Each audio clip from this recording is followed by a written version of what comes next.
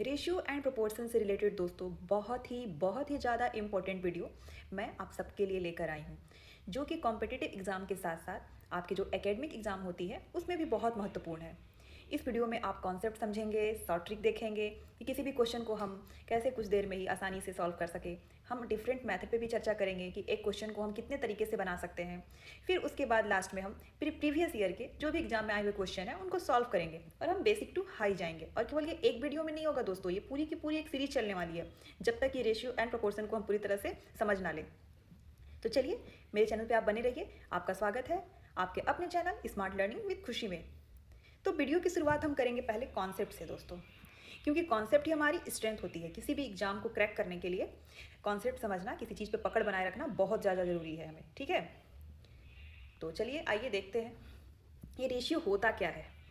तो रेशियो पता है दोस्तों क्या है? रेशियो एक कंपैरिजन है। कंपैरिजन कहने का मतलब मान लेते हैं कि अगर हम आपको बोल दिए कि आप अपनी लंबाई की तुलना कीजिए, तो आप बोलिएगा तुलना तो कर लेंगे, लेकिन किससे करें तुलना? तुलना करने के लिए भी तो कोई चीज़ होनी चाहिए ना जिसके रिस्पेक्ट में हम तुलना करें। अब हम खुद अपने आप से तो तुलना नहीं कर सकते ना।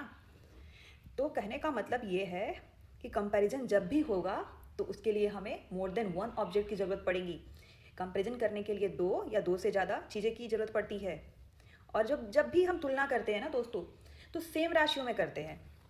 जैसे हाइट का कंपैरिजन जब भी करेंगे हाइट के साथ करेंगे, किसी की लंबाई का लंबाई के साथ करेंगे, किसी की चौड़ाई का चौड़ाई के साथ करेंगे, ठीक है। तो आपको मेरी बात समझ आ रही है?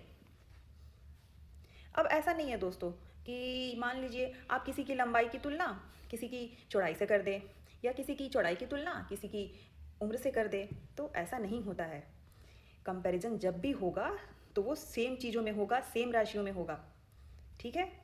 और यही कंपैरिजन का, दो ऑब्जेक्ट के बीच के कंपैरिजन का, दो मात्राओं के बीच कंपैरिजन जो होता है, यही रेशियो कहलाता है दोस्तों। और रेशियो कुछ नहीं है, ठीक है। और जो प्रोपोर्शन होता है ना, मैं उसको भी समझाऊंगी, वो भी एक तुलना ही है। रेशियो का तुलना, दो रेशियो का तुलना ही प्रोपोर्शन है। वीडियो के आगे जैसे जैसे बढ़ेंगे मैं चीज़ें और क्लियर करती जाऊंगी अच्छे से। तो ठीक है, आपको समझ में आ रहा रेशियो मैंने क्या बताया? यहाँ पर दोस्तों आपको दो पेन दिख रही होंगी। तो चलिए बताइए दोनों पेन में से किस पेन की थिकनेस ज़्यादा है? तो आपका आंसर होगा ये दूसरे वाली का। ये रहा हरा बोतल और ये रहा ब्लू बोतल। दूसरा एग्जाम्पल देखते हैं। तो चलिए बताइए दोनों बोतल में से बड़ी कौन है? तो आप बोलिएगा ग्रीन बोतल। बिल्कुल, देखते ही समझ में आ जाता है, जो ग्रीन बोतल है वो ब्लू बोतल की तुलना में बड़ी है और ब्लू बोतल छोटी है। अब ये आता है लाल बोतल। तो अब हम तुलना करेंगे ब्लू बोतल की लाल बोतल के साथ। तो अब बताइए तो दोनों में बड़ी कौन है? तो आपका आंसर होगा ब्लू बोतल बड़ी है। तो अभी तो ब्लू बोतल छोटी थी, किससे जब तुलना कर रहे थे? हरी बोतल से। अब ब्लू बोतल बड़ी कब हो गई? जब इसकी तुलना हम लाल वाली बोतल से कर रहे हैं। यानी कि कंपैरिजन चेंज हो सकती है, ये डिपेंड करता है कि किसकी तुलना हम किससे कर रहे हैं, ठीक है दोस्तों। चलिए अब आगे बढ़ते हैं। ये लड़की है जिसके पास 10 रुपये है और ये लड़का है जिसके पास 5 रुपये है। तो चलिए दोनों के पास जितने पैसे हैं उसकी तुलना करते हैं। लड़की के पास कितना है? 10 रुपये और लड़के के पास 5 रुपये। लड़के के पास पैसा कम है इसलिए लड़का रो रहा है। खैर ऐसा नहीं है, ये तो मजाक की बात हो गई। तो जो लड़की के पास पैसा है ना, वो लड़के के पैसे का दुगना है। दुगना कहने का मतलब लड़की का जो पैसा है वो लड़के के कंपैरिजन में डबल है, लेकिन जो लड़का का पैसा है ना वो लड़की के कंपैरिजन में हाफ है, आधा है। तो इसे हम लिख सकते हैं कि लड़की के पास 2 है तो लड़का के पास 1 है, ठीक है दोस्तों। चलिए आइए डिफिनीशन भी देख लेते हैं एक बार, फिर समानुपात क्या है वो भी समझेंगे हम, जिसे हम इंग्लिश में प्रोपोर्शन भी कहते हैं। तो अभी तक हमने रेशियो ये जाना कि रेशियो दो राशियों के बीच का कंपैरिजन है। तो ठीक उसी तरह दोस्तों जो समानुपात होगा ना, वो दो अनुपातों के बीच का कंपैरिजन होगा। चलिए समझाती हूँ। जैसे यहाँ दो अलग अलग अनुपात हैं। पहला रेशियो है A:B और दूसरा रेशियो है C:D। तो दोनों के बीच का कंपैरिजन क्या हो गया? वही हुआ समानुपात। लेकिन खास बात ध्यान देने वाली यह है दोस्तों कि दोनों रेशियो आपस में इक्विवेलेंट होंगे, समान होंगे। चलिए कैसे समान होंगे समझाती हूँ। जैसे यहाँ पे दिया हुआ है 4:10 A:B का वैल्यू और C:D का वैल्यू क्या दिया हुआ है? 12:30। दोनों आपस में दोनों रेशियो क्या है? समान होंगे। तो आप तो बोलेंगे समान तो दिख नहीं रहा। तो जी हाँ, ये बिल्कुल समान है। चलिए इनका स्टैंडर्ड फॉर्म निकालते हैं। ये 4:10 है दोस्तों और ये है 12:30। स्टैंडर्ड फॉर्म कहने का मतलब होता है दोस्तों, ये दोनों का HCF जो है ना वो 1 आना चाहिए। दोनों के बीच कोई भी फैक्टर नहीं होने चाहिए। तो चलिए काटते हैं। तो पहले 4 को और 10 को 2 से डिवाइड देते हैं, तो 2:5। अब देखिए तो 2 और 5 का कोई कॉमन फैक्टर है क्या केवल 1 के सिवाय? तो नहीं, 1 के सिवाय तो कोई फैक्टर नहीं है, तो इनका एचसीएफ क्या है? 1 है। तो इसलिए अब ये नहीं कटेंगे। इनका स्टैंडर्ड रेशियो क्या हो गया दोस्तों? 2:5। अब दूसरे केस में क्या है? 12:30 के केस में क्या है? इनको भी काटते हैं हम, तब तक काटेंगे जब तक कि एचसीएफ 1 ना आ जाए, दोनों का कॉमन फैक्टर 1 के सिवा और कोई ना हो। तो चलिए 2 से काटते हैं, 6 और 15। अब 3 से काटते हैं, 3 दूनी 6, 3 5 15।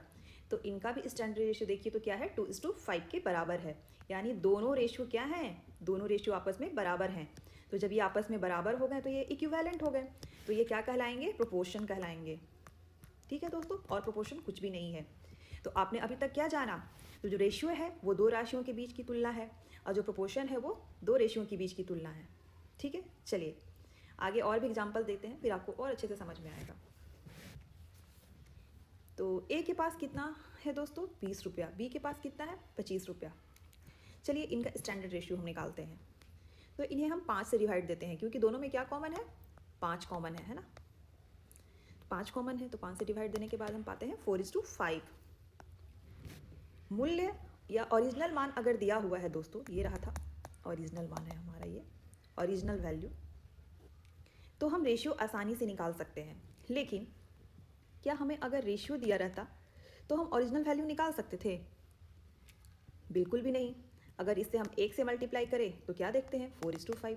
इससे अगर हम 2 से इसमें मल्टीप्लाई करें तो क्या देखते हैं? 8:10। अगर इसमें 3 से मल्टीप्लाई करें तो क्या पाते हैं हम? 12:15।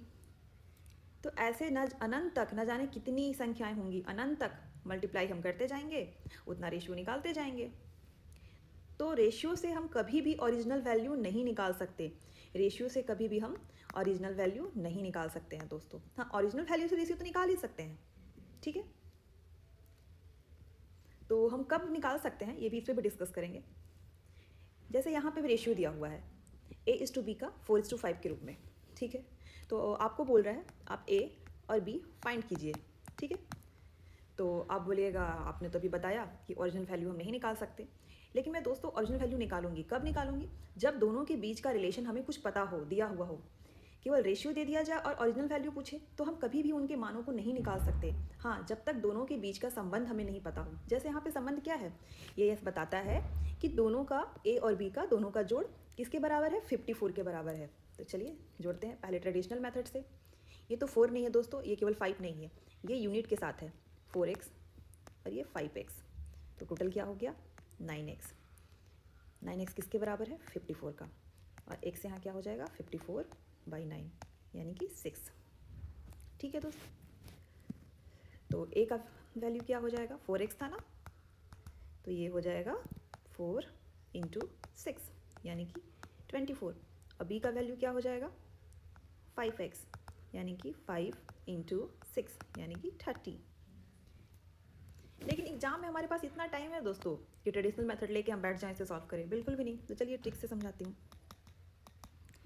तो जब यहाँ पे देखिए, जब 4x और 5x को जब हम ऐड किए ना तो 9x आया। यूनिट का फर्क नहीं पड़ा दोस्तों। जब भी हम जोड़ते हैं और घटाते हैं तो यूनिट में कुछ चेंज नहीं होता है। जैसे 5x में 4x को घटाते तो 1x आता, लेकिन जैसे ही प्रोडक्ट हम करते हैं ना तो यूनिट का भी प्रोडक्ट होता है। तो वो कैसे होगा मैं भी बताऊँगी आपको। तो पहले इसे ट्रिक से सॉल्व कर लेती हूँ। ठीक है, तो ये दोस्तों 4:5 जो दिया हुआ है ना, दोनों का डायरेक्ट सम करते हैं तो क्या हो जाता है? 9। और 9 किसके बराबर है? 54 का, जो कि 6 गुना है। तो रेशियो में भी सारी चीज़ें जो है ना वो 6 गुनी होंगी। तो आंसर आ गया 6 × 25 30, 6 × 4 24। तो a का वैल्यू क्या हो गया? 24 और b का वैल्यू क्या हो गया? 30। ये सम का केस था। अब डिफरेंस का भी एक केस देख लेते हैं दोस्तों। ये हम ट्रिक से ही करेंगे, फिर मैं आपको नहीं बताऊंगी वापस ट्रेडिशनल मेथड क्या होता है, वो कैसे काम करता है। ट्रेडिशनल मेथड दोस्तों एकेडमिक एग्जाम के लिए सही होती हैं, जब चीज़ें हमें स्टेप बाय स्टेप दिखानी होती है। एग्जाम, कॉम्पिटिटिव एग्जाम में ऐसा नहीं होता, हमें आंसर से मतलब होता है और कंसेप्ट से। तो चलिए देखते हैं इसमें दोनों का डिफरेंस क्या है दोस्तों? 1 है। 5 और 4 का डिफरेंस 1 है, और 1 किसके बराबर है? ये 4 का बराबर है, यानी कि चीज़ें 4 गुनी होंगी। तो ये 4 में भी आप 4 से गुना कीजिए और ये 5 में भी आप 4 से गुना कीजिए। ठीक है, ये क्या हो गया? 16 और 20। तो ए और बी का वैल्यू क्या हो गया 16 और 20। यहाँ में डिफरेंस में भी फ़र्क नहीं पड़ा दोस्तों, दोनों का डिफरेंस जब हम ले रहे थे तो कोई फ़र्क नहीं पड़ा यूनिट में, लेकिन प्रोडक्ट के केस में ऐसा नहीं होता है। तो क्या होता है चलिए देखते हैं। तो आपको पता ही है ये 4 और ये 5 केवल नहीं है, ये यूनिट के साथ है दोस्तों, ऐसे है। तो जब 4x का 5x के साथ हम मल्टीप्लाई करते हैं तो क्या पाते हैं, 4 और 5 को करेंगे 20 तो होगा ही, लेकिन ये x को भी तो x के साथ करेंगे तो क्या होगा x²। ठीक है दोस्तों, तो 20x² किसके बराबर है, ये 80 का, ये दिया हुआ है। तो x² को इधर ही रहने देते हैं और ये कट जाएगा, 20 चौके 80। तो x का वैल्यू क्या हो गया 2। ठीक है, चीज़ आपको समझ में आ रही है? अगर नहीं आ रही तो आप कमेंट कीजिएगा। चलिए अब दूसरा एग्जांपल देखते हैं। 2a किसके बराबर है 3b के, और 3b किसके बराबर है 5c के। तो आपको क्या फाइंड करना है, a b और c का वैल्यू निकालना है हमें, a to b to के c के फॉर्म में लिखना है। चलिए देखते हैं। इसको भी मैं आपको 2 तरीके से बताऊंगी। पहला तरीका जो होता है ना वो एलसीएम तरीका है, पहला तरीका, और दूसरा तरीका जो है ना वो ट्रिक से बताऊंगी। चलिए पहले एलसीएम की बात कर लेती हूँ। ये जो 2a 3b है ना उसे लिख लेती हूँ पहले। अब दोस्तों यहाँ से a के साथ जो 2 है उसको हमें हटाना है, b के साथ जो 3 है उससे भी हटाना है, और जो c के साथ 5 है ना उसे भी हटाना है। ये कहने का मतलब ये जो a है, ये जो b है और ये c है, ये अकेले होंगे, सिंगल होंगे। अंश में कुछ भी नहीं होगा, जो भी होगा वो कहाँ होगा, तो हर में होगा, हर में होगा, अंश में कुछ नहीं होता है। ठीक है, तो एलसीएम लेंगे 2 का 3 का और 5 का, 2 का 3 का। चलिए एलसीएम लीजिए और बताइए कितना हो जाएगा। तो 2, 3 और 5 का जो एलसीएम होता है वो 30 होता है। ये 30 को पकड़िए और सब में डिवाइड दीजिए। तो चलिए 2a 3b 5c, यहाँ भी 30 से डिवाइड दीजिए, यहाँ भी दीजिए और यहाँ भी दीजिए। तो ये कितने बार में कट जाएगा, 15 10 5 6 30। a के नीचे 15, b के नीचे क्या हो गया 10 और c के नीचे क्या हो गया 6। तो a का वैल्यू क्या हो गया 15, b का वैल्यू 10 और c का वैल्यू 6। तो हमारा आंसर हुआ 15:10:6। ये a:b:c। तो ये हमने a b c का मान निकाल लिया। ठीक है, चलिए अब चलिए इसे हम ट्रिक से बनाते हैं दोस्तों। तो हमें a b और c का वैल्यू निकालना है। तो a का वैल्यू निकालने के लिए हम जो a के साथ 2 है ना उसे भूल जाएंगे, और जो b के साथ 3 है और जो c के साथ 5 है, मतलब जितने भी वेरिएबल बचेंगे a को छोड़ के, तो यहाँ पे क्या बच रहा है b और c ही। तो b के साथ वाले जो हैं 3 और जो c के साथ वाला नंबर है 5, वो दोनों का प्रोडक्ट b के साथ भी वैसे ही करेंगे। जो b के साथ 3 है उसको भूल जाएंगे और ये 2 और 5 का प्रोडक्ट के रूप में नीचे लिख देंगे। c के साथ भी वही चीज़ होगा, 5 को हमें नहीं लिखना है और 2 और 3 को प्रोडक्ट के रूप में लिख देना है। तो a का वैल्यू क्या हो गया 15, b का वैल्यू हो गया 10 और c का वैल्यू हो गया 2 दूनी 6। कोई दिक्कत दोस्तों? जी नहीं, बिल्कुल भी नहीं। अब हम आगे देखते हैं। तो चलिए अब 4 वेरिएबल लेके देखते हैं और ABCD का मान निकालते हैं। तो a का वैल्यू निकालने के लिए a के साथ जो 2 है उसको भूल जाना है, और बाकी जो b c और d के साथ हैं 3, b के साथ, c के साथ 4 और d के साथ 5, उन्हें प्रोडक्ट के रूप में लिख लेना है। b के साथ भी वही चीज़ कीजिए, 2 4 और 5। c के साथ भी 2 3 और 5, d के साथ 2 3 और 4। तो यहाँ पे क्या हो जाएगा, 3 चौके 12, 12 पच्चीस 60। v के क्या हो जाएगा, v का वैल्यू 40, c का क्या हो जाएगा 30, d का 3 दूनी 6, 6 चौके 24। तो चलिए इसे हम सिंपलेस्ट फॉर्म में भी लिख सकते हैं, 60 40 30 और 24। तो जब 2 से हम काटेंगे तो क्या हो जाएगा, 2 से काटेंगे तो क्या पाएंगे 30 20 15 और 12। तो अब ये नहीं कटेगा। ये हमने ABCD का मान निकाल लिया 3 20 15 और 12 के रूप में। इस क्वेश्चन में A:B का जो रेशियो है वो 3:2 के बराबर है। तो इसे हम कैसे लिख सकते हैं दोस्तों, A/B 3/2 के बराबर है। तो एक का सामने वाला क्या है, 3 है, तो ए जो होगा वो 3 के बराबर होगा। अब बी के सामने वाला क्या है, 2 है, तो बी का वैल्यू 2 होगा। तो चलिए जहाँ जहाँ ए है वहाँ वहाँ 3 पुट करते हैं, जहाँ जहाँ बी है वहाँ 2 पुट करते हैं। तो 5 ए की जगह 3 रख दीजिए और बी की जगह 2 रख दीजिए। ए की जगह 3, 4 इंटू बी की जगह 2, इसका हो जाएगा 50, 2 2 जा 4, ये हो गया 19, यहाँ से 9 और 8, ये क्या हो गया 17। तो हमने क्या पाया, 5a + 2b का और 3a + 4b का जो रेशियो है वो 19:17 है। चलिए अब नेक्स्ट क्वेश्चन देखते हैं। ये तो हमने कर लिया, सॉरी। इस केस में हम देखते हैं दोस्तों, ए और बी के बीच का रेशियो 5:8 के रूप में, सी और बी के बीच का रेशियो 4:3 के रूप में है। तो हमें बोलता है ए बी सी के बीच का रेशियो निकालिए। चलिए निकालते हैं। ए और बी का रेशियो क्या है, 5:8 के रूप में। तो हमें यहाँ बी और सी ना देकर सी और बी का रेशियो दिया हुआ है, तो हम इसे उलट देंगे। तो ये हो जाएगा 4:3 का 3:4। तो बी और सी के बीच का रेशियो हो गया 3:4। अब देखिए तो कहाँ खाली है, एक यहाँ पे खाली है और एक यहाँ पे खाली है। तो ये फर्स्ट वाला जो बॉक्स खाली है उसका पड़ोसी कौन है, सबसे नज़दीक कौन है, तो 8। तो 8 को यहाँ लिख दीजिए, जो सबसे नज़दीक होंगे उस नंबर को यहाँ लिख देते हैं। दूसरे वाले बॉक्स में देखते हैं हम कि इसके नज़दीक कौन है, तो 3। तो 3 को भी यहाँ लिख देते हैं। और फिर क्या करते हैं, इस 5 का इस 3 के साथ मल्टीप्लाई, इस 8 का इस 3 के साथ मल्टीप्लाई और इस 8 का इस 4 के साथ मल्टीप्लाई। तो करके चलिए लिख देते हैं 15, 24 और 32। ठीक है, तो ये हो गया हमारा ए बी और सी के बीच का रेशियो 15, 24 और 32 के रूप में। चलिए अब नेक्स्ट क्वेश्चन देखते हैं। यहाँ पे दोस्तों ए और बी के बीच का रेशियो 2:3 के रूप में, सी और डी के बीच का रेशियो 6:7 के रूप में दिया गया है। तो बोल रहा है बी और सी के बीच का रेशियो क्या होगा, आप बताइए। तो चलिए हम देखते हैं क्या हो सकता है। तो ए और बी के बीच का तो संबंध हमें पता है, सी और डी के बीच का भी संबंध हमें पता है। दोस्तों कैसे ये पॉसिबल है कि बी और सी के बीच का बिना संबंध पता हुए हम उनके बीच का रेशियो निकालें, कभी भी नहीं। तो इसका आंसर हो जाएगा कांट बी डिटरमाइंड। चलिए अगला क्वेश्चन देखते हैं। इस केस में दोस्तों ए बी और सी के बीच का रेशियो हमें दिया हुआ है जो कि फ्रैक्शन के रूप में है, और हमें क्या बोल रहा है, a/b, b/c और c/a के बीच का रेशियो निकाल लें।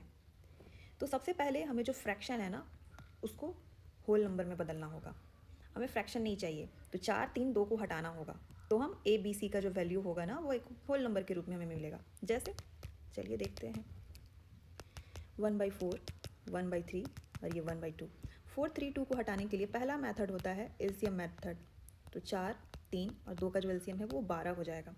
तो ये 12 को आप सब में मल्टीप्लाई कीजिए।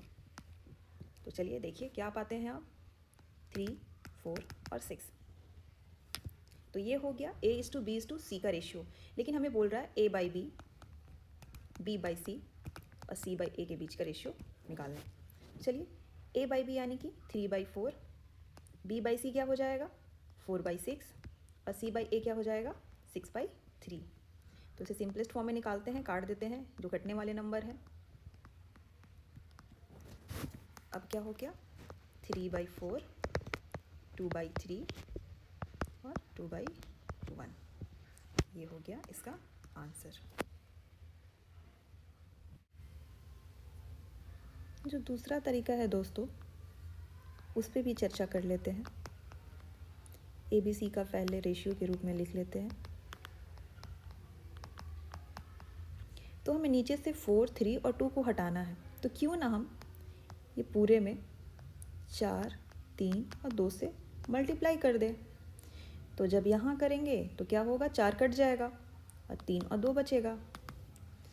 जब इसमें करेंगे तो 3 कट जाएगा, 4 और 2 बचेगा। जब इसमें करेंगे तो 4 और 3 बचेगा। तो बस दोस्तों हो गया, इसका सिंपलेस्ट फॉर्म निकाल लेते हैं, 3, 4 और 6। तो ये हमें मिल गया a/b/c का रेशियो। तो अब आसानी से हम a/b, b/c, c/a निकाल सकते हैं। ए बाई बी क्या हो जाएगा 3/4, बी बाई सी क्या हो जाएगा 4/6 यानी कि 2/3, सी बाई ए क्या हो जाएगा 6/3 बराबर मतलब कितना होता है 2/1।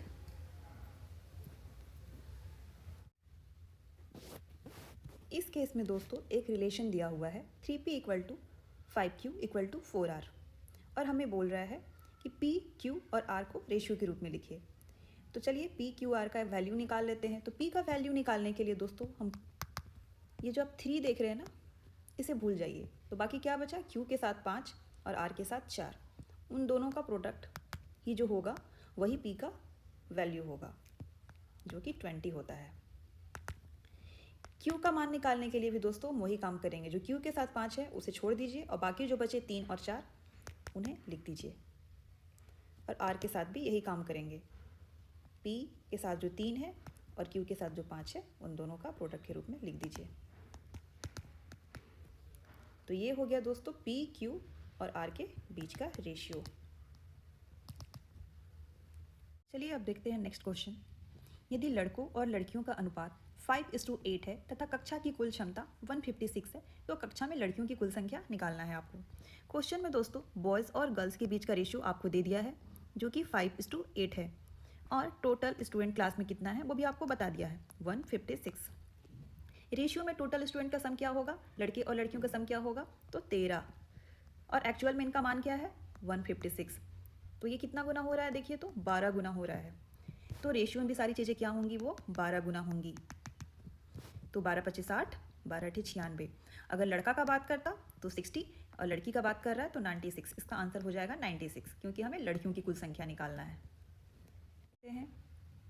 ये तो एक बेसिक वीडियो था रेशियो एंड प्रोपोर्शन से रिलेटेड।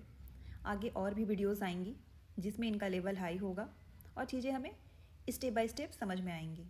तो ठीक है, अपना ध्यान रखिए, खुश रहिए, बाय। तो मिलते हैं अगली वीडियो में।